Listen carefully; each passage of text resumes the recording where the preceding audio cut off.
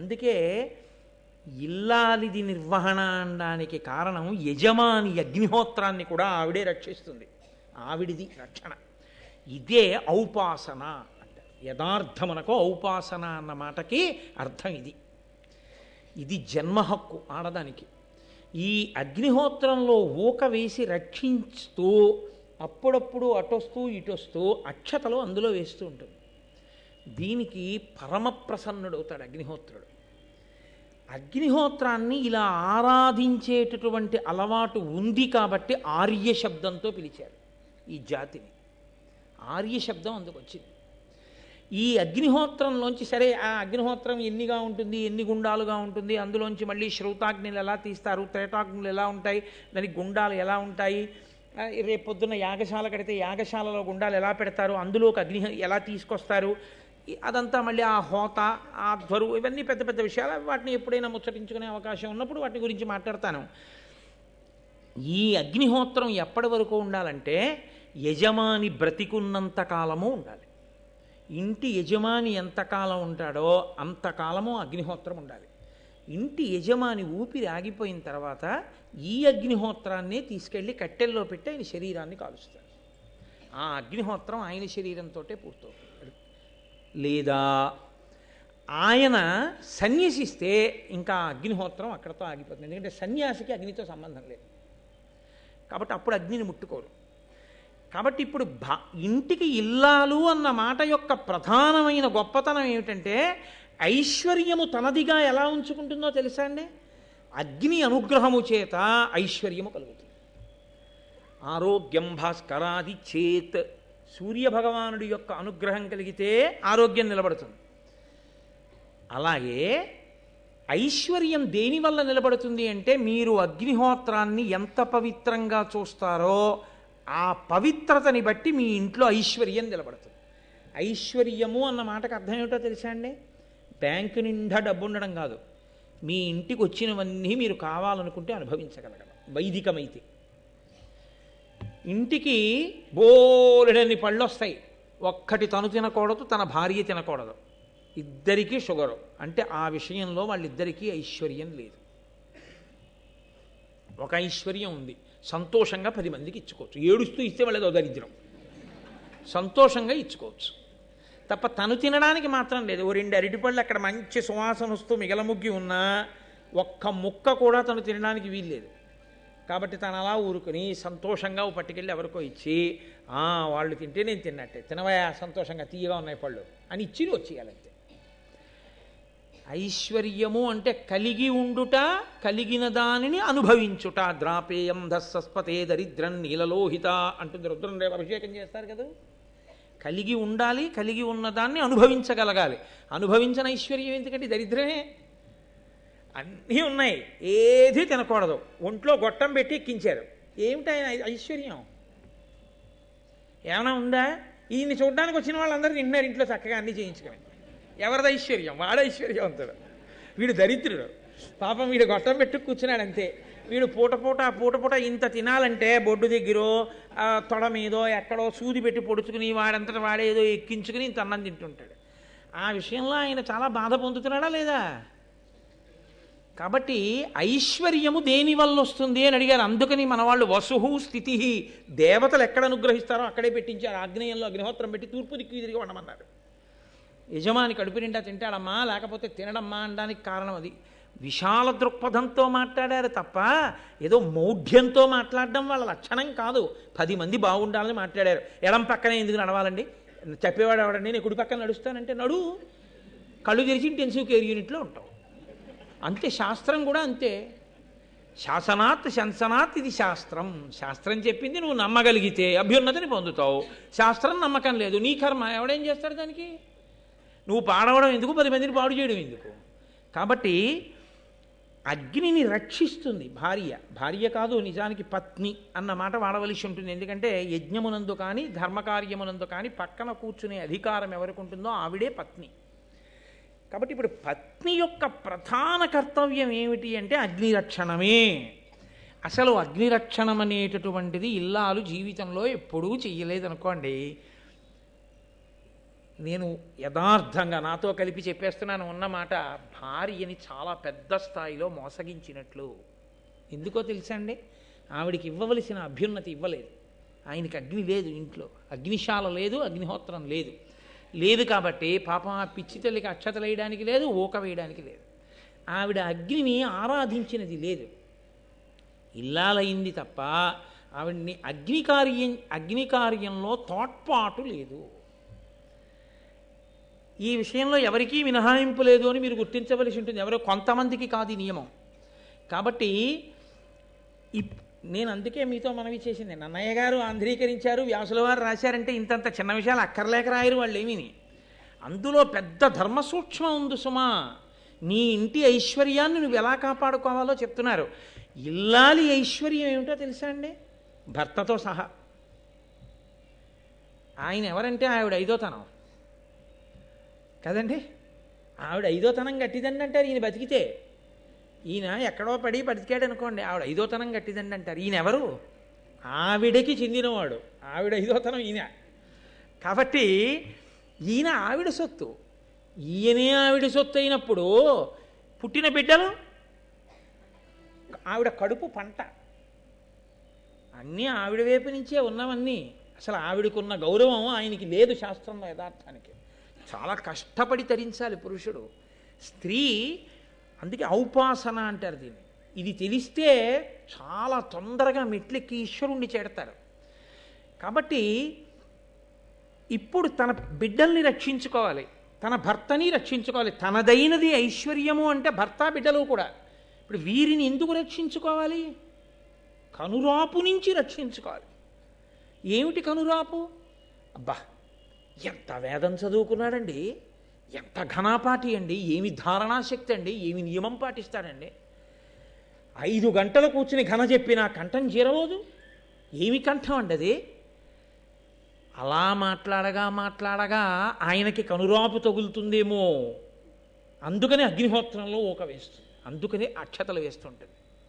ఆ అగ్ని బిడ్డల్ని భర్తని కాపాడుతుంటాడు.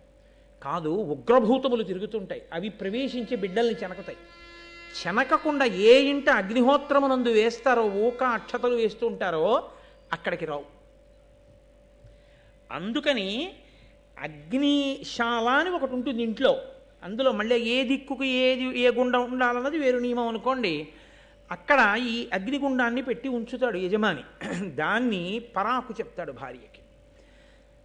చాలాసేపు బయటికి వెళ్ళిపోతున్నాడు అనుకోండి, ఏమో ఇల్లు తాళం వేసుకో అని ఇప్పుడు చెప్తున్నాం.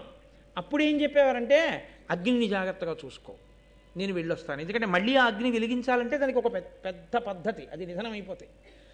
అందుకని నేను బయటికి వెడుతున్నాను, నువ్వు పరాకుగా అగ్నిహోత్రాన్ని చూడు, అగ్నిశాలలో అగ్నిని జాగ్రత్తగా చూడు, నేను వచ్చి సంధ్యావందనం చేసుకున్న తర్వాత అగ్నికార్యం చేసుకుంటాను. నిత్యాగ్నిహోత్రీకులని ఇప్పటికీ అగ్నిహోత్రాన్ని అలాగే ఆరాధన చేసే కుటుంబాలు ఉన్నాయి.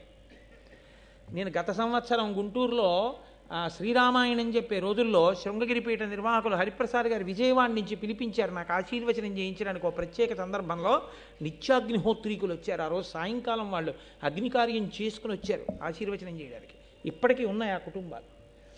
ఎప్పుడైనా కనీసంలో కనీసం చూసి దర్శనం చేసి పొంగిపోదాం అనుకుంటే 5 బస్సులు వేసుకెళ్ళిపోతే అసహ్యంగా ఉంటుంది, కానీ 5 వెళ్ళి చూడడానికి బాగుంటుంది. కాబట్టి అదిగో అటువంటి సంప్రదాయాన్ని పోషిస్తున్న మహాపురుషులు ఉన్నారు ఇప్పటికీ. కనీసంలో కనీసం అందుకే వంట పొయ్యి దగ్గర మర్యాద పాటిస్తారు. అదొక్కటైనా కనీసం పచనం చేసే అగ్నిహోత్రం కదా, దాని మీదైనా గౌరవం ఉంచాలి కదా అని చెప్పి. సరే, అందుచేత ఇప్పుడు భృగువు స్నానం చేయడానికి వెళ్తున్నాడు. అంటే ఎంత ఆచారకాండ మాట్లాడిందో చూడండి భారతం. ఆయన వెడుతూ భార్యకి పరాకు దేని గురించి చెప్పాడంటే, అగ్నిశాలలో అగ్నిహోత్రుడున్నాడు జాగ్రత్త. అగ్ని సర్వదేవతాస్వరూపుడు, అదొకటి మీరు గుర్తుపెట్టుకోవాలి. అగ్నిహోత్రుడు శివుడు, శివుడికి 3వ కన్ను అగ్నిహోత్రం. అందుకని అగ్నియే శివుడు, అగ్నియే విష్ణువు, అగ్నియే గరుత్మంతుడు, అగ్నియే పరదేవత.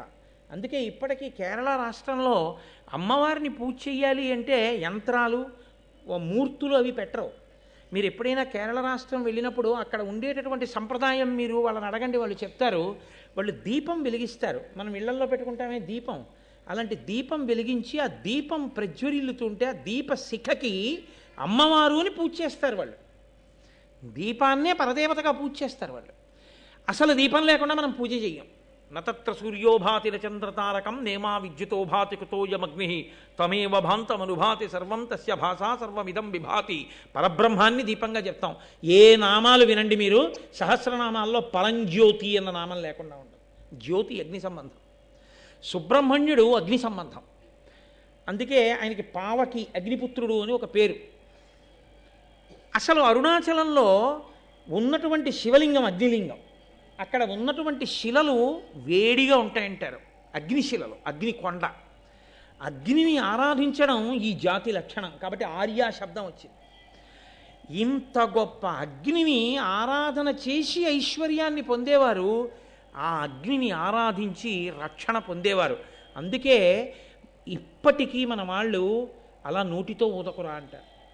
అగ్నిని నిధనం చేయడం కూడా ఎంగిలి ఊపిరితో, ఎంగిలి గాలితో నిధనం చేయరు. అందుకే దీపం ఆరిపోయిందన్నారు. దీపం కొండెక్కిపోయింది అంటారు. కొండెక్కిపోయింది అంటే ఈశ్వరునిలో లయం. కొండల మీదంతా ఈశ్వరుడు ఉంటాడు కాబట్టి ఈశ్వరునిలో కలిసిపోయింది. ఆ ఇంటి దీపం ఆరిపోయింది అన్నారనుకోండి, అది చాలా అమంగళకరమని గుర్తు. ఆ ఇంట పొయ్యి వెలగట్లేదు అన్నారనుకోండి, వాళ్ళకి అన్నం లేదని గుర్తు. అగ్ని సంబంధంగా ఐశ్వర్యాన్ని, అగ్ని సంబంధంగా దరిద్రాన్ని, అగ్ని సంబంధంగా మంగళాన్ని, అగ్ని సంబంధంగా అమంగళాన్ని మనకి ప్రకటన చేస్తారు. ఆ ఒళ్ళు చల్లబడిపోయింది అంటే ఆయన ఇహ లేడు. ఆ ఒంట్లో ఉండవలసిన వేడుంది. చాలా పొగరుబోతుగా ఉన్నాడు, ఒంట్లో వేడండి అంటారు. సరే, ఇప్పుడు అవన్నీ మళ్ళీ చెప్తూ కూర్చుంటే ఇంకా ఎప్పటికయ్యాను. భారతం ఇప్పుడు మళ్ళీ వచ్చేది. అందుకని అగ్ని అంతగా మనం ఆరాధన చేస్తాం, మనకి తెలియదు చేస్తున్నామని కూడా. ఆ ఇంట దీపం లేదా అంటారు. దీపం పెట్టేవాడికి అద్దెకి ఇవ్వకూడదా అంటారు. అద్దె లేకపోయినా దీపం పెడతాడు, ఇవ్వండి అంటారు. కాబట్టి మనకి అంత పూజ్య భావన అగ్నిహోత్రం మీద. అటువంటి అగ్నిహోత్రాన్ని కాపాడాలి కాబట్టి భృగువు స్నానానికి ఎడుతున్నాడు సాయంకాలం. అదో నియమం. ఉదయం వేళ పొరపాటున సూర్యోదయం అయ్యే వరకు పడుకున్నా, ఎప్పుడైనా, ప్రతిరోజు అని కాదు నా ఉద్దేశ్యం, ఎప్పుడైనా సూర్యోదయం అయ్యే వరకు నిద్రపోతే తప్పు పట్టదు శాస్త్రం. పాపం ఒంట్లో బాగోలేదో లేకపోతే నలతగా ఉన్నాడో పడుకున్నాడు. కానీ సూర్యాస్తమయ సమయంలో మాత్రం ఎట్టి పరిస్థితుల్లో నిద్రపోకూడదు. ఎట్టి పరిస్థితుల్లో సరే, ఆధర్మ సూక్ష్మం మీద కూడా ఆఖ్యానాలు వస్తాయి. కాబట్టి సూర్యాస్తమయం అవుతోంది అంటే స్నానం చేసేయాలి. చేసి దీపం పెట్టి ఈశ్వరుడికి నమస్కారం చెయ్యాలి.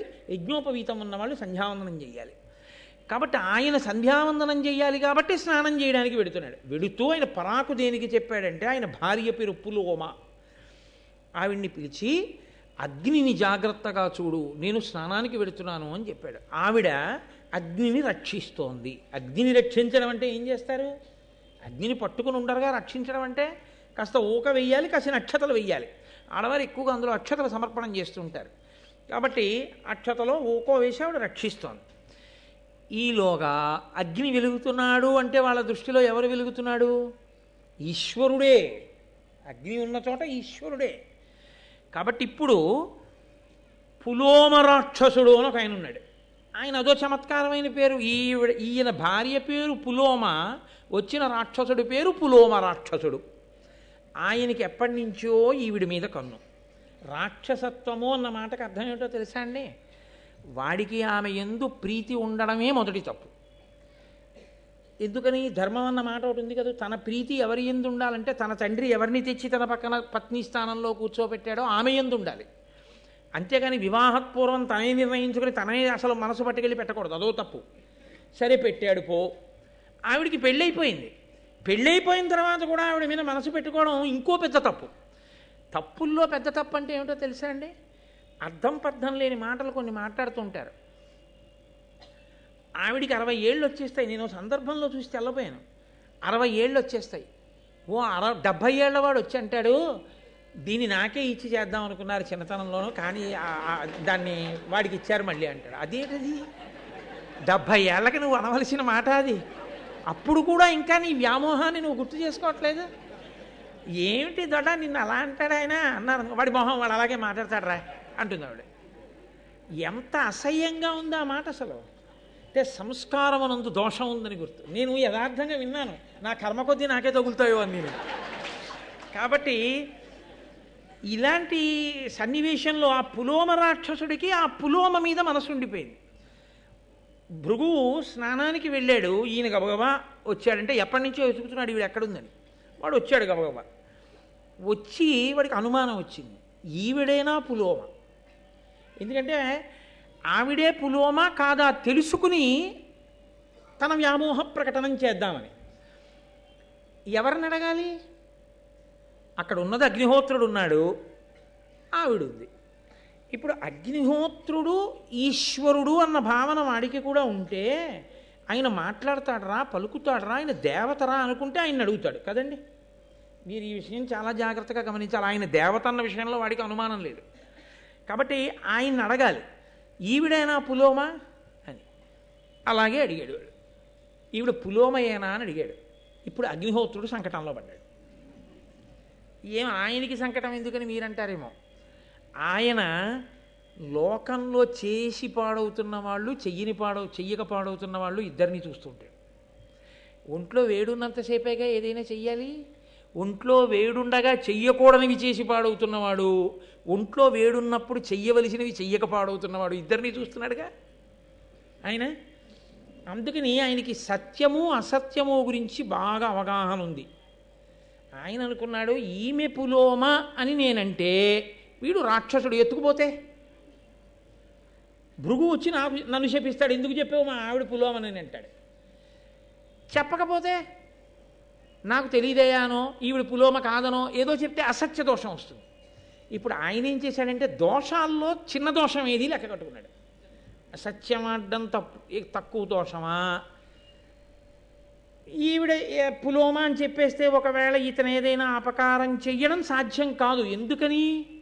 ఈవిడ అగ్నిని ఆరాధిస్తోంది కాబట్టి ఈవిడ రక్షింపబడుతుంది తప్పకుండా, నా అనుగ్రహమే మళ్ళీ రక్షిస్తుంది ఈవిడ్ని. కానీ ఈవిడికి బాధ కలుగుతుంది కదూ, ఏదో ఒక బాధ కలుగుతుంది రాక్షసుడి వల్ల. అప్పుడు భృగువు కోపం వస్తుంది. ఎవడు చెప్పాడు అసలు ఈవిడ పులోమని అంటాడు, ఈయనే చెప్పాడంటుంది ఆవిడ. అప్పుడు నన్ను శపిస్తాడు. శాపం పుచ్చుకోనా అబద్ధమాడినా అని ఆలోచించాడు. అబద్ధమాడమే పెద్ద దోషం.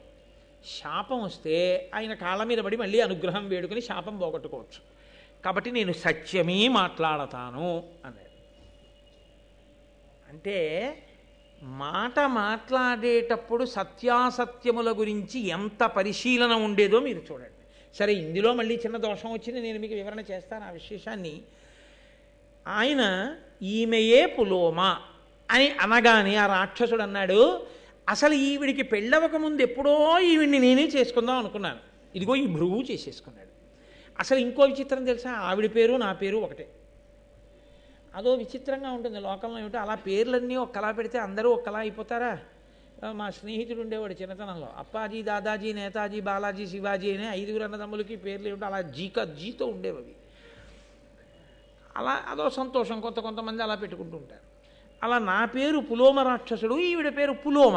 పెళ్లికి ముందు ఈవిడిని నేను చేసుకుందాం అనుకున్నాను, భృగువు చేసుకున్నాడు. అయితేనే తప్పేం వచ్చింది, నేనే పట్టుకుపోతానని ఎత్తుకుపోతున్నాడు. ఎత్తుకుపోయేటప్పుడు తేలిగ్గా ఉంటుందని వాడు పంది రూపం తీసుకుని ఆవిడని ఎత్తుకుపోతున్నాడు. ఆవిడ కన్నీటి ధారతో ఏడుస్తూ ఉండగా, భర్త కోసం అరుస్తూ ఉండగా ఎత్తుకుపోయాడు. ఆవిడ్ని చాలా దూరం ఎత్తుకుపోతుంటే ఆవిడ నిండు గర్భిణి. ఆవిడ గర్భంలోంచి ఆ పంది ఎత్తుకుపోతున్న కుదుపులకి ఒక పిల్లవాడు జారి కింద పడిపోయాడు. ఆ కింద జారి పడిపోయాడు కాబట్టి ఆ పిల్లవాడికి చ్యవనుడు అని పేరు వచ్చింది. ఆ కింద పడిపోయిన పిల్లవాడు పరమతేజోస్వరూపుడై ప్రళయకాలపు అగ్నిహోత్రం ఎలా ఉంటుందో అలా ఎవడురా మా అమ్మకు అపరాధం చేసిన వాడు అని చూశాడు పులోమ రాక్షసుని వంక. వెంటనే వాడు బూడిదైపోయాడు. ఈవిడ పిల్లవాడిని చంకనేసుకుని మళ్ళీ అంత దూరం నుంచి నడుచుకుంటూ ఇంటికి వచ్చింది. ఈలోగా ఈవిడ్ని ఎత్తుకుపోతున్నప్పుడు ఏడిచింది కదూ. మహాపతివ్రత కంటి వెంట పడినటువంటి నీటి బిందువులు ఒక పెద్ద నదిగా మారిపోయి ప్రవహించాయి. అదేం సామాన్యమైనటువంటి విషయమా? ఇప్పుడు ఈ నది ఒక పతివ్రత కంటి ధార చేత వచ్చిందని దీనికి పేరు ఎవరు పెట్టాలన్నారు. అయ్యి బాబోయ్ మనకి ఎందుకని బ్రహ్మగారిని అడిగారు. ఆయన అన్నాడు దీనికి వధూసరా అని నామకరణం చేస్తున్నాను అన్నాడు. ఆ నదికి వధూసరా అని పేరు వచ్చింది. ఇప్పుడు అంటే ఒక ఒడ్డు గింజ ఒక కంకులో ఇన్ని ధాన్యం ఇచ్చినట్టు మహాపతివ్రతల శోక ఒక్క సీతమ్మ తల్లి కంటి నిప్పు కణిక నీటి బిందువు లంకని కాల్చలేదండి. దాని శక్తి అలా ఉంటుంది. ఇప్పుడు ఆవిడ తిరిగి వచ్చింది, స్నానం చేసి భృగు వచ్చాడు. భృగువు స్నానానికి వెళ్ళి వచ్చే లోపల ఎల్లరంతా అయిపోయింది. ఇప్పుడు ఆవిడ చంకన బిడ్డను పట్టుకుని నించుంది, ఏడుస్తూ ఉంది, డస్సిపోయింది. ఎర్రగా పిల్లాడున్నాడు. ఈ బిడ్డడు ఎవరన్నాడు? శవనుడు మన కొడుకే. ఎప్పుడు పుట్టాడన్నాడు? ఇప్పుడే పందెత్తుకుపోతుంటే జారి పడ్డాడన్నాడు. పందెత్తుకుపోవడం ఏమిటి అన్నాడు. అంటే ఇదిగో పులోమ రాక్షసుడు అన్నవాడు వచ్చాడు, ఈమె పులోమయేనా అని అడిగాడు. అడిగితే ఈమెయే పులోమ అని తెలియగానే నన్ను ఎత్తుకుపోయాడు. ఈ పిల్లవాడు జారి పడ్డాడు, పడుతూనే కోపంగా చూశాడు, వాడు బూడిదైపోయాడు. ఆ పిల్లవాడి తేజస్సు అటువంటిది, అగ్నిని ఆరాధించినటువంటి ఫలితం. కాబట్టి ఆ పిల్లవాడి చేత రక్షింపబడ్డాను. ఇదిగో పిల్లాడిని ఎత్తుకొచ్చానయ్యా అది. చాలా సంతోషించన్నాడు. అసలు నువ్వు పులోమ అని చెప్పిన వాడెవరు అని. ఈయనే ఆవిడ అగ్నిహోత్రుడిని చూపించాడు. వెంటనే ఆయన అగ్నివంక చూశాడు. రోజు నేతన్నం హవిస్సులు ఇస్తుంటే చక్కగా అక్షతలు ఊక ఇలాంటివి వేసి రక్షిస్తుంటే అన్నీ తిని నీకు కొవ్వు పట్టి ఇలాంటి మాటలు చెప్పావు కాబట్టి అన్నీ తినడం నీకు అలవాటు గాక అన్నాడు. అన్నీ తింటావు ఇవాళ నుంచి, అది ఇది కాదు ఏదైనా తినేస్తావు అనేటప్పటికి ఇప్పుడు ఆయన హడిలిపోయాడు. ఇది ఎక్కడ కూడా నన్ను ఏదో శాపం ఇస్తాడని నేను అనుకున్నాను, అన్నీ తినేయమన్నాడు నన్ను ఇప్పుడు. కాబట్టి ఇప్పుడు తినకూడదు అన్నది ఏం లేవు నా దగ్గర. అన్నీ తినడం అంటే ఎంత బాధాకరమైన విషయం అండి. శవం దగ్గర నుంచి ఆయనలో పడయ్యాలే కానీ ఆయన కాల్చనిది అన్నది ఉండకూడదు లోపల. అన్నీ తినాలి. అన్నీ తినడం అనేటటువంటి విషయం అంత తేలికని మీరు అనుకోకండి. మనమే ఒక వంకాయనే ఇంకోలా వండితే అబ్బా అలా వండితే నేను తిన్నంట. అలాంటిది అగ్నిహోత్రుడు అన్నీ తినే, పైగా ఆయన సద్బ్రాహ్మణుడు. మీరు ఎప్పుడైనా అగ్నిహోత్రుని యొక్క మూర్తిని చూశారో లేదో నాకు తెలియదు. ఆయన చాలా చమత్కారంగా ఉంటాడు. 7 నాలుకలతో ఉంటాడు. సప్తజిహ్వ అని 7 నాలుకలు, 2 తలలు, 6 చేతులు, అందులో పట్టుకునే ఆయుధాలు, పొట్టిగా ఉంటాడు, లావుగా ఉంటాడు, యజ్ఞోపవీతం వేసుకుంటాడు, శృక్కు స్రవం ఇవన్నీ పట్టుకుంటాడు. బ్రాహ్మణుడు. ఆయన మూర్తి ఎప్పుడన్నా మీరు చూశారో లేదో చాలా గొప్పగా ఉంటాడు అగ్నిహోత్రుడు. వైదిక సంస్కృతికి చిహ్నం కింద ఉంటాడు ఆయన. అటువంటి అగ్నిహోత్రుడు అన్నీ తినేయడం అంటే, సర్వభక్షకుడు అవ్వడం అంటే బాధాకరం కదండి. ఆయన వెంటనే భృగువు వంక చూసి అన్నాడు, నేను ఇవ్వగలను శాపం. ఎందుకు ఇవ్వాలో తెలుసా నీకు శాపం? ఒక కారణానికి ఇవ్వాలన్నాడు. ఇక్కడ ఎన్ని చమత్కారాలు అనుకుంటున్నారు? ఎవరి ధర్మం వాళ్ళది. అసలు భృగువు ఎందుకు ఇవ్వాలి శాపం? తన భార్య ఎవరో అడిగితే సత్యం చెప్పినందుకు శాపం ఇస్తాడా? కాదు. సత్యము అన్న మాటకి సనాతన ధర్మంలో ఒక అర్థం ఉంది. సత్యము అంటే నిజము పల్కుట అని కాదు. అలా చెప్పే మిగిలిన విశ్వాసములలో చాలా ఇబ్బందులు వచ్చాయి. ఇప్పుడు నేను దాని గురించి మాట్లాడను. కానీ సత్యము చెప్పుట అంటే కేవలము నిజము చెప్పుట అని అర్థం కాదు. సత్యము చెప్పుట అన్న మాటకు అర్థం తెలుసా అండి? సత్యం బ్రూయాత్ ప్రియం బ్రూయాత్ న బ్రూయాత్ సత్యమప్రియం. మనుష్య సహజమైనటువంటి ప్రేమ చేత అత్యంత అమాయకంగా భయంతో ఉన్నటువంటి ఒక ప్రాణి యొక్క గౌరవాన్ని కానీ, ప్రాణికి కలగబోయే దుఃఖాన్ని కానీ, ప్రాణికి కలగబోయేటటువంటి ఇబ్బందిని కానీ దృష్టిలో పెట్టుకుని రక్షించుట కొరకు ఆ సమయంలో నిజానికి బదులు అబద్ధం చెప్పిన శాస్త్రం దాన్ని సత్యంగానే వేసుకుంటుంది. అంటే మాకేమీ సరిగా అర్థం కాలేదు నీ మాట ఏమిటో అని మీరు అంటారు. నేను మీకు ఒక ఉదాహరణ చెప్పాలి అంటే, నేను ఒక అరుగు మీద కూర్చున్నాను అనుకోండి, ఒక గోవు పరిగెత్తుకుంటూ అలా వెళ్ళిపోయి మా ఇంటి పెరట్లోకి వెళ్ళిపోయి బిక్కు బిక్కు బిక్కు బిక్కుమంటూ ఆవుల మందలో కలిసిపోయి ఎక్కడో గడ్డివాంసాటికి వెళ్ళి నిలబడింది. అటుగా ఆవుని పట్టుకుని చంపేద్దామనుకున్నటువంటి కసాయి వాళ్ళు వచ్చారు. పంతులు గారు, ఆవు ఏదైనా ఇలా వెళ్ళిందా అని అడిగారు. ఇప్పుడు ఆవు ఇలా వెళ్ళింది అన్నీ సత్యం చెప్పాను అనుకోండి, వాళ్ళు ఆవుని తీసుకెళ్ళిపోయి చంపేస్తారు. ఒక గోవు ప్రాణములు నిలబెట్టడమా, ఒక అబద్ధమాడి గోవు ప్రాణం నిలబెట్టడమా అన్న విషయంలో గోవు ఇలా వెళ్ళలేదు అని నేను చూసి కూడా చెప్పాను అనుకోండి, అప్పుడు నేను అబద్ధమాడాను అన్న దోషాన్ని నా ఖాతాలో వెయ్యరు అని వేదం చెప్తోంది. ఎందుకు వెయ్యరో తెలుసా అండి? ఒక పెద్ద సత్యాన్ని రక్షించడం కోసం ఒక చిన్న అసత్యాన్ని పలికితే అది అసత్యంలోకి రాదు. కానీ అలాగని అన్వయం చేసేసుకుని అన్ని ధర్మం అని చెప్పి అసత్యాలు ఆడకూడదు. పెద్ద ధర్మాన్ని నిలబెట్టడానికి చిన్న అసత్యాన్ని ఆడినా అది దోషము కిందకి రాదు, సత్యమే అవుతుంది. అయినప్పుడు ఈమె పులోమా అని చెప్తే నిండు గర్భిణి అయినటువంటి ఆవిడ్ని రాక్షసుడు అపహరించి తీసుకెడితే భర్త భృగువు దగ్గర లేడు, ఎంత ఉపద్రవం వస్తుంది ఆవిడికి. అప్పుడు అగ్నిహోత్రుడు చెప్పవలసింది సత్యమా, ఈమె పులోమ కాదు అని ఒక మాట చెప్తే, ఒక స్త్రీ భృగువు యొక్క భార్య మహాపతివ్రత నిండు చూలాలు, ఆమె మానాన్ని గౌరవాన్ని రక్షించినటువంటి ప్రయోజనం చేత అగ్నిహోత్రుడు సత్యమే పలికినవాడై ఉండేవాడు. అగ్నిహోత్రుడు సత్యము పలుకుతున్నాను అనుకుని సత్యము యొక్క పరిధిని దాటిపోయాడు. అది అక్కడ ధార్మికమైనటువంటి దోషం, అందుకు ఇచ్చాడు శాపవాక్కు. కాబట్టి ఇప్పుడు భృగువు ఇచ్చిన దాంట్లో దోషం లేదు, కానీ భృగువు ఇచ్చినటువంటి శాపవాక్కునందు దోషం చెయ్యని వాళ్ళు వచ్చి పడిపోయారు, లోకమంతా వచ్చి పడిపోయారు. ఎలా పడిపోయిందో తెలుసా అండి? నీవు అన్నీ తిను అన్నాడు కదా, ఇప్పుడు ఆయన అన్నీ తినడం మొదలెట్టాడు అనుకోండి, ఆయన అశుచి అవుతాడు.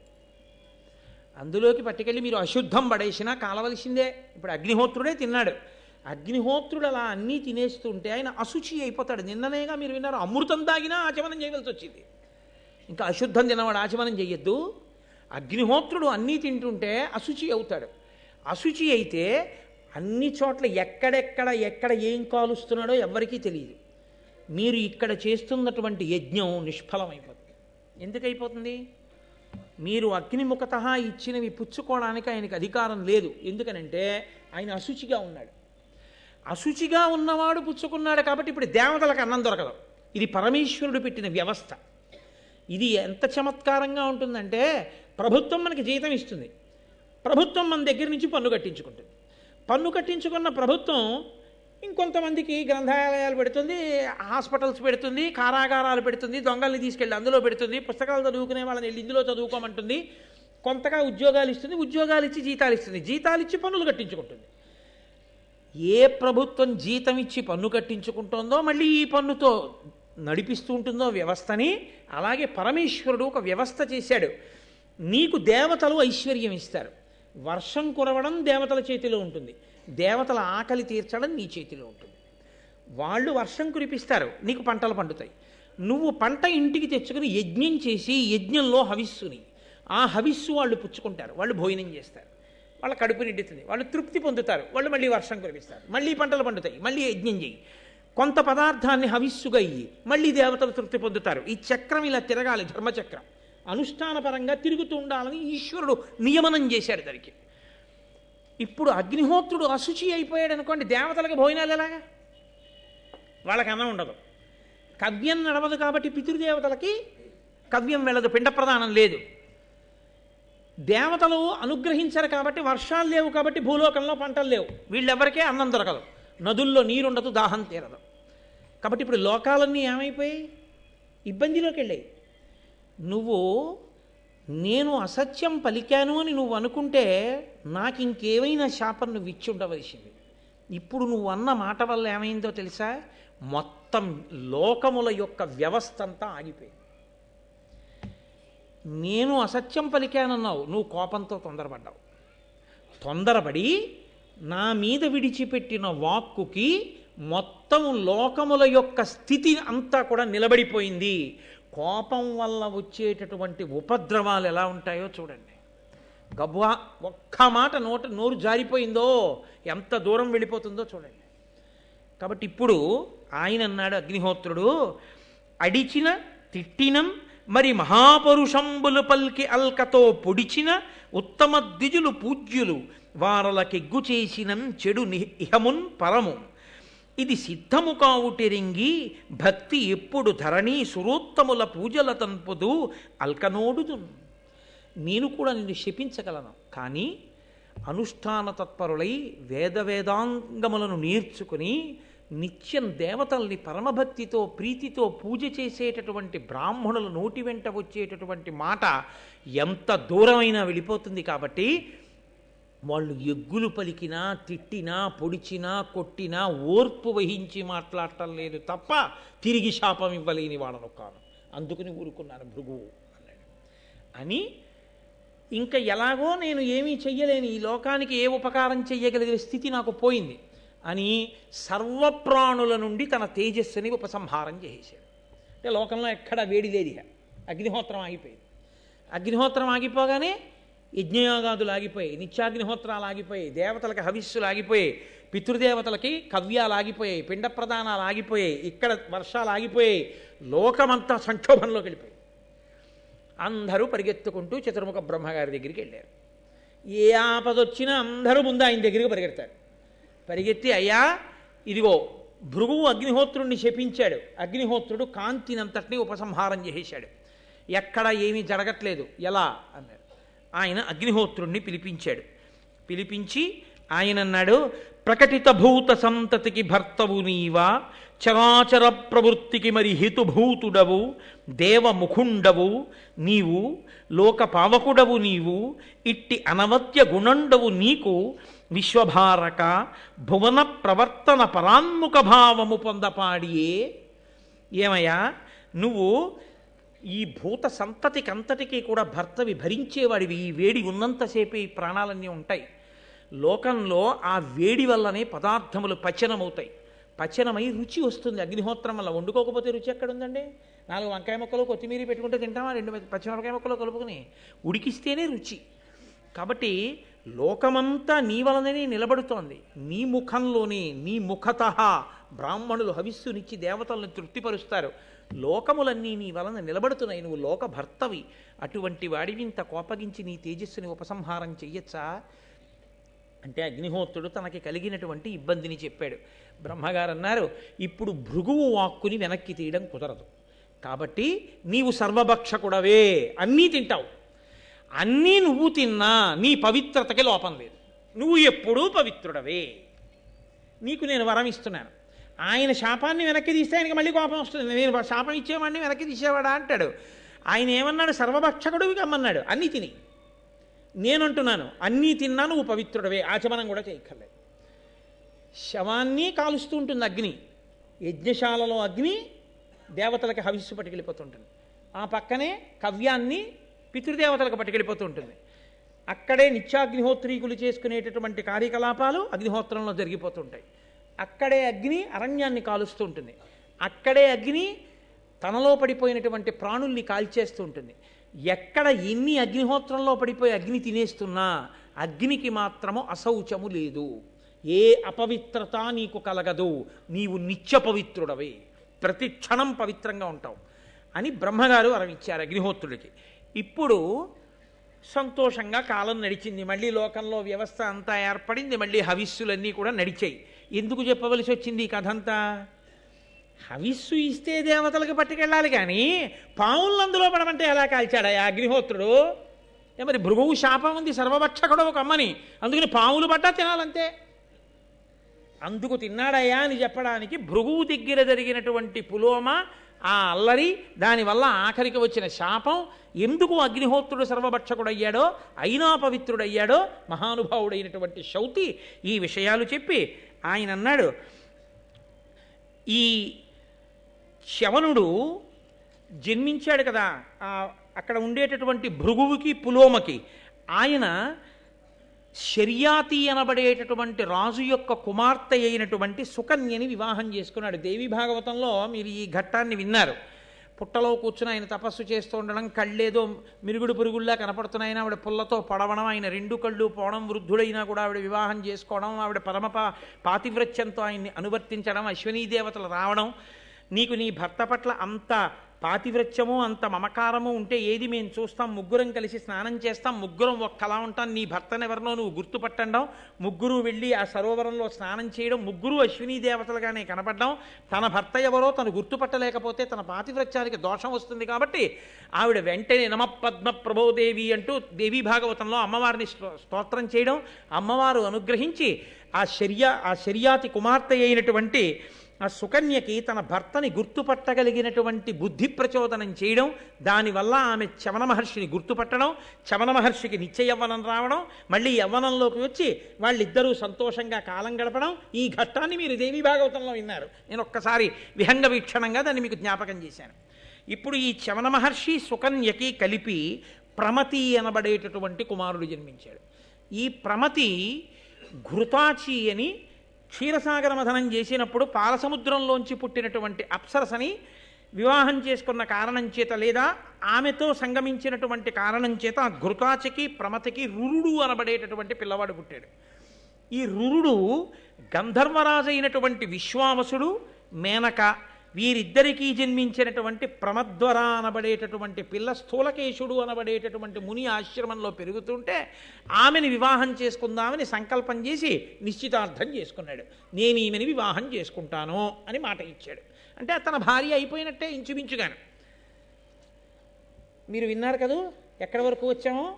ఇప్పుడు ఆమె స్థూలకేశుడు ఆశ్రమంలో ఉంది. రురుడు ఆమెని వివాహం చేసుకుంటాను అన్నాడు. ఇంకా వివాహం అవ్వలేదు.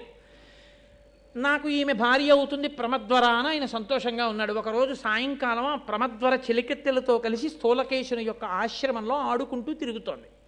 ఒక పెద్ద త్రాచుపాము ఒకటి వచ్చి ఎక్కడి నుంచో ఆ ప్రమద్వర యొక్క పాదం మీద కాటు వేసి వెంటనే ఆమె నురగలు కక్కుకుని మరణించింది. మరణించగానే రురుడికి ఈ విషయం తెలిసింది. పరిగెత్తుకుంటూ వచ్చాడు. వచ్చి ఆయన ఏడుస్తున్నాడు. ఈమెని భార్యని చేసుకుందాం అనుకున్నాను, ఈమె ఎందే మనసు ఉంచుకున్నాను, కానీ ఈమె మరణించిందని ఈయన బాధపడుతున్నాడు. మిగిలినటువంటి ఋషులందరూ కూడా వచ్చి అక్కడ చేరారు. ఆ సమయంలో రురుడు అక్కడ ఉండే వాళ్ళందరినీ ప్రార్థన చేశాడు. అదో చమత్కారమైన ప్రార్థన. అది దేవతల్ని కూడా ఉద్దేశించి చేశాడు ఆయన. ఆయన అన్నాడు, అలయకయేన దేవ యజనాధ్యయన వ్రత పుణ్యకర్మముల్ సలుపుదునేని ఏన గురు సద్విజభక్తుడనేని ఏన యత్యలఘు తపస్వినేని దివిజాధిప భూసురులారా మన్మనో నిలయకు ఈ ప్రమద్వరకు నిర్విషమయ్యడు నేడు మీదయన్. నేను గురువుల్ని చాలా జాగ్రత్తగా సేవించిన వాడనైతే, హోమాలు చేసిన వాడనైతే, యజ్ఞయాగాది క్రతువులు చేసి ఉంటే, తపస్సు చేసి ఉంటే, పుణ్యకర్మలు చేసి ఉంటే, నేను గురువు పట్ల భక్తి కలిగిన వాడనైతే ఈమె తిరిగి బ్రతుకుగాక అన్నాడు. అని ఆయన అన్నాడు, అపరిమితాజ్ఞ చేసియు మహాపురుషుల్ విషతత్వ సంహితా నిపుడులు మంత్రతంత్రములు నేర్చి విధించియు దీనికిన్ విషవ్యపగతమైన జీవమిది వచ్చును పాయము చెయ్యరొక్కో, వ్యపగతమైన జీవమిది వచ్చును పాయము చెయ్యరొక్కో, నా తపము ఫలంబు అధ్యయన దాన ఫలంబులు ఇత్తు వారికిన్. ఎవరైనా విషం శరీరంలోకి ఎక్కిన దాన్ని మళ్ళీ వెనక్కి తీసేయగలిగినటువంటి మంత్రతంత్రములు నేర్చిన వారుంటే, ఈ ప్రమద్వర శరీరంలోకి ఎక్కినటువంటి పాము విషాన్ని వెనక్కి తీసేస్తే మంత్రశక్తితో, వాళ్ళకి నేను చేసిన అధ్యయన ఫలాన్ని, తపోఫలాన్ని, గురువులను సేవించిన ఫలాన్నంతటినీ ధారపోసేస్తాను అని ఏడుస్తున్నాడు. ఈ రురుడు ఏడుస్తున్న ఏడుపు విని ఆకాశంలో వెళ్ళిపోతున్న ఒక దేవదూత అన్నాడు, ఇంత చదువుకున్నావు, అంత ఏడుస్తున్నావే, ఒకసారి శరీరాన్ని ప్రాణి విడిచిపెట్టేస్తే చేసుకున్న కర్మ ఫలితంగా అలా విడిచిపెట్టేస్తారు. అకారణంగా అకాలంగా విడిచిపెట్టేస్తే మళ్ళీ వెనక్కి వస్తారా? రారు. కానీ నిన్ను చూస్తే నాకు జాలేస్తోంది. ఇంత ఏడుస్తున్నావు కాబట్టి నీకు నేను ఒక ప్రత్యేకమైనటువంటి మినహాయింపిస్తున్నాను. నీకు ఎంత ఆయుప్రమాణం ఉన్నదో, ఎంతకాలము నీకు ఆయుర్దాయం ఉందో అందులో సగభాగం నువ్వు ఈ ప్రమద్వరకి ధారపోస్తే ఈమె బతుకుతుంది. అప్పుడు ఇద్దరూ కలిసి జీవితం గడుపుతురుగానన్నాడు.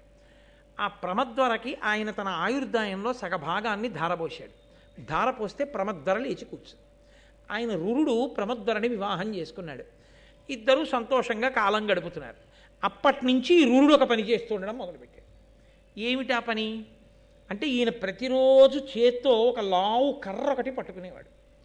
పట్టుకుని వెడుతూ ఆయన పని ఏంటంటే, పుట్ట ఎక్కడన్నా కనపడితే దాన్ని తవ్వేసేవాడు. తవ్వేసి అందులో కనపడ్డ పాములన్నీ చంపేసేవాడు. పాము అన్నది కనపడితే చాలు, చంపకుండా మాత్రం వెళ్ళేవాడు కాదు. కనీసం రోజు తనకి తనంత తాను దొరకకపోతే ఎక్కడో అక్కడ పుట్ట దగ్గరికి వెళ్ళి వెతికి చంపుతుండేవాడు. అదో అలవాటుగా పెట్టుకున్నాడు. ఎందుకని? తన భార్యని ఎప్పుడో పాము కరిచింది. అది క్రోధం. ఎంత చిత్రంగా లోపల క్రోధములు ఉండిపోతాయో చూడండి అని క్రోధం పెట్టేసుకున్నాడు. పెట్టుకుని అదే పనిగా పావులు చంపుతున్నాడు. ఒక రోజున విషం లేని పాదో దరిద్రం దానికి. పాముకి విషం ఉంటే ఏదో పట్టుకున్న దాన్ని కరిచేస్తే అది చచ్చిపోతే అది తినేస్తుంది. పాముకి విషం లేకపోతే వచ్చే ప్రమాదం ఏమిటో తెలుసా అండి? దానికి దొరికింది చావదు, దాన్ని ఇది మింగలేదు. ఎందుకంటే నవిలి తినడానికి దానికి దంతాలు ఉండవు. అది ఎళ్ళో కప్పనట్టుకుందనుకోండి, దాని కూరల్లో విషం ఉంటే ఓ 2 నిమిషాలు గిలగిలా తన్నుకుని ఆ కప్ప చచ్చిపోతుంది. చచ్చిపోతే అది మెల్లమెల్లగా మెల్లమెల్లగా మింగుతుంది. విషం లేని పాము అనుకోండి, దానికి వచ్చే బాధ ఏమిటో తెలుసా అండి? అరగంట సేపు పట్టుకున్నా కప్ప చావదు. అది తప్పించుకుందామని గిలగిల కొట్టుకుంటూనే ఉంటుంది. అది కూడా నోరు బయటికి ఎట్టింది అనుకోండి, చిత్రం ఏమిటంటే అప్పుడు అది కాస్త ఓ 2 ఈగలు దొరికితే బాగుండని తింటుంటుంది. బతకాలన్న ఆశ ఏ ప్రాణికైనా అలా ఉంటుంది కదండి. రామకృష్ణ పరమహంస ఒక చోట దాని గురించే చెప్పి, మనుష్యుల ఆశ అంటే ఎలా ఉంటుందో చూడవయా అన్నారు. కాబట్టి ఇది పట్టుకుని ఎంతసేపు అలా పట్టుకుని ఉంటుంది. దవడలు నెప్పెట్టి కొంచెం అందనుకోండి, ఆ కప్ప దూకేస్తుంది. అంటే విషం లేని పాముకి ఆహారం తెచ్చుకోవడం కష్టం, విషం ఉన్న పాముకి ఆహారం తెచ్చుకోవడం తేలిక. కాబట్టి అది దానికి పెద్ద కష్టం. పాము జన్మ ఎత్తింది, పట్టుకు తినేది ఉండదు, చాలా కష్టం అది ఆహారాన్ని పట్టుకోవడం. ఇంత కష్టం ఎందుకు వచ్చింది? చూడడానికి మాత్రం పెద్ద పాము, దాని పేరు డుండుబము. దానికి పేరు ఒకటి మళ్ళీ, డుండుబము అనబడేటటువంటి ఒక పెద్ద పాము అది అక్కడ పడుంది. దాన్ని చూసి వెంటనే చేతిలో కర్ర ఉంది కదా, పాము కనబడితే కొట్టేయాలి. ఈ రురుడు ఆ కర్ర తీసా పాముని కొట్టబోయాడు. అది వెంటనే మునైపోయేదండి. నేను విషం లేని పాముని. ఏమయ్యా నువ్వు చూస్తే భృగువంశంలో పుట్టినటువంటి బ్రాహ్మణుడవు. భృగువంశంలో పుట్టిన బ్రాహ్మణుడు ఎక్కడా? విషం లేని పాము ఎక్కడా? పాముల్ని కర్రలతో కొట్టి చంపడం ఏమిటా నువ్వు? ఎందుకు అలా చంపుతుంటావు అని అడిగింది. నేను పాముల్ని చంపడం మాట అలా ఉంచు, కానీ కొడదామని నేను వస్తే మునిగిపోయిన నువ్వెవరు అసలు అని అడిగాడు ఆయన. అడిగితే అప్పుడు ఆయన అన్నాడు, నా పేరు సహస్రపాదుడు. నేను ఒకానొకప్పుడు వేదాధ్యయనం చేస్తూ ఉండేవాడిని. నాకు ఒక స్నేహితుడు ఉండేవాడు, ఆయన పేరు ఖగముడు. ఆ ఖగముడు కూడా వేదం చదువుకుంటూ అగ్నికార్యం చేసుకుంటున్నాడు. రోజున నాకెందుకో అక్కర్లేని బుద్ధోటి పుట్టింది.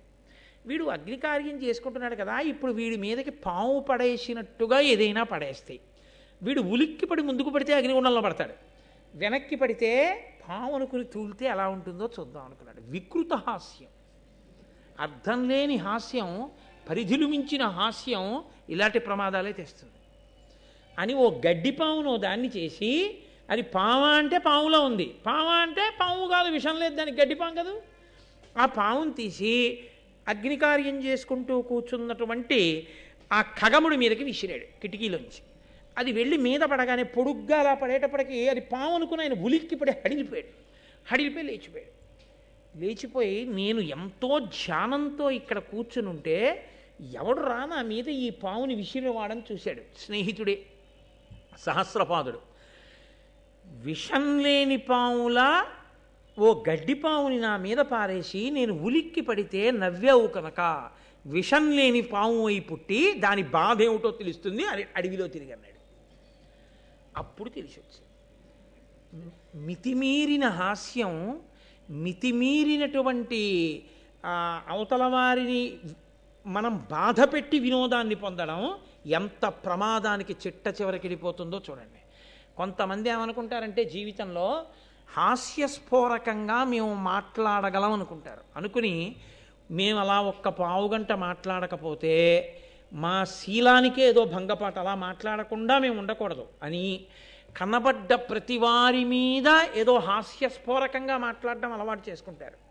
అలా మాట్లాడకపోతే ఈయన ఏం జోక్ వేయలేదు అనుకుంటారని.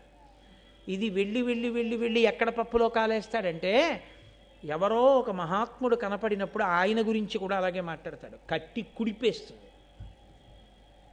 కాబట్టి అదే పనిగా హాస్య ప్రసంగాలు చేయడం మంచిది కాదు, అది ఒక దుర్లక్షణంగా చెప్పింది శాస్త్రం. కాబట్టి నిరంతర హాస్య ప్రసంగం, ఎప్పుడూ అర్థం లేని హాస్యం మంచిది కాదు. కాబట్టి విషం లేని పాముగా పుట్టి తిరుగుతున్నాను.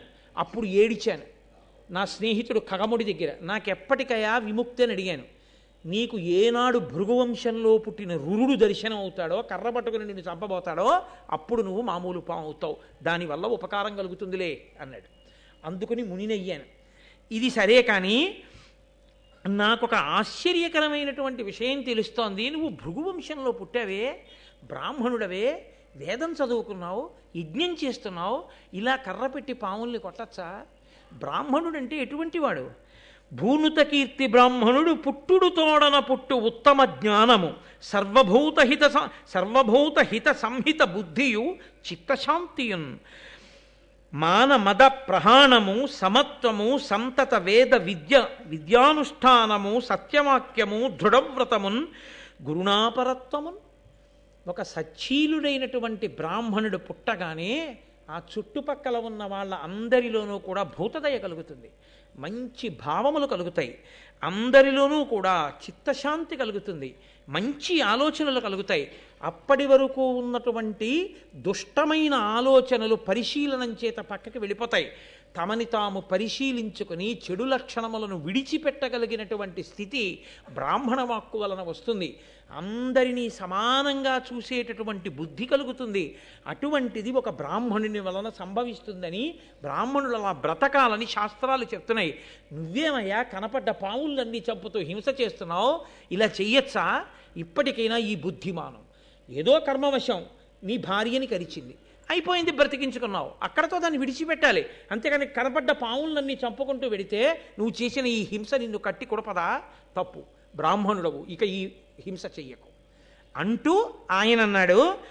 నీ తండ్రికి శిష్యుడైనటువంటి ఆస్తిక మహర్షి ఒకానొకప్పుడు జనమేజయుడు చేసినటువంటి సర్పయాగాన్నే ఆపాడు. నీ తండ్రికి శిష్యుడైనటువంటి ఆస్తికుడు జనమేజయుడి సర్పయాగాన్ని ఆపాడే, అటువంటి వంశంలో పుట్టిన నువ్వు పాముల్ని చంపడానికి సిగ్గుగా లేదా అన్నాడు. అయ్యా నాకు బుద్ధి వచ్చింది, ఇంకా నేను చంపను అన్నాడు. అనగానే ఎక్కడ చెప్తున్నాడు ఈ కథ? నైమిషారణ్యంలో. వాళ్ళన్నారు, ఇక్కడ వరకు బాగుంది, రురుడి వరకు చెప్పావు. రురుడి తండ్రి యొక్క శిష్యుడు ఆస్తికుడు జనమేజయుడి సర్పయాగాన్ని ఎందుకు ఆపాడో, అలా ఎందుకు జరిగింది అది చెప్పు. రేపు ప్రారంభం చేస్తాను, ఇప్పటికే 8 దాటిపోయింది కదా అని ఇవాళకి చక్కా మనందరం ప్రసాదం తీసుకుని ఈశ్వరుడు యొక్క హారతి అందుకుని బయలుదేరదాం నైమిషారణ్యంలో. ఇది నైమిషారణ్యమే పవిత్ర భావన చేత. మంగళాశాసన పరై మదాచార్య పురోగమై సర్వైశ్చ పూర్వైరాచార్యై సత్కృతాయాస్తు మంగళం. మంగళం కోసలేంద్రాయ మహనీయ గుణాత్మనే చక్రవర్తి తనూజాయ సర్వభౌమాయ మంగళం. ఉమాకాంతాయ కాంతాయ కామితార్థప్రదాయినే శ్రీగిరీశాయ దేవాయ మలినాథాయ మంగళం. కరచరణకృతం వా కర్మవాక్కాయజం వా శ్రవణనైనజం వా మానసం వాపరాధం విహితం వా సర్వమేత్తక్షమస్వా శివ శివ కరుణాబ్ధే శ్రీమహాదేవ శంభో. సర్వం శ్రీ ఉమామహేశ్వర పరబ్రహ్మార్పణమస్తు. స్వస్తి.